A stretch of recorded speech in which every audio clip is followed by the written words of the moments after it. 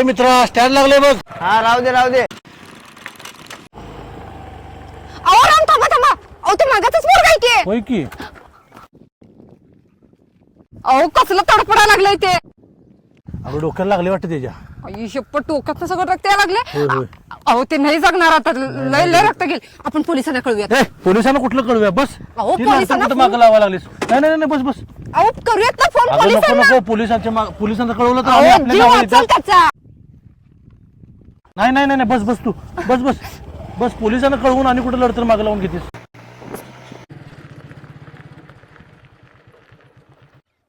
जागेवर मेला वाटतं ह्यो.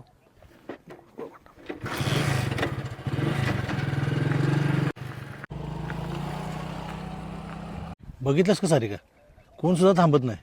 अगं कोण अडकत नाही का असल्या पोलिसांच्या लढतरीत. होय हो.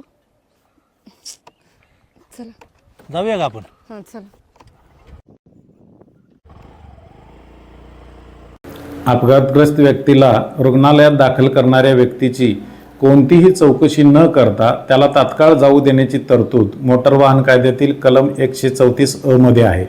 त्यामुळे सर्व नागरिकांनी अपघातग्रस्त व्यक्तीची तात्काळ मदत करावी. तसेच अशा व्यक्तीचे नाव जर त्याने स्वच्छेने इच्छा व्यक्त केली तरच जाहीर करण्यात येते, अन्यथा अशा परोपकारी व्यक्तीचे नाव गोपनीय ठेवण्यात येते.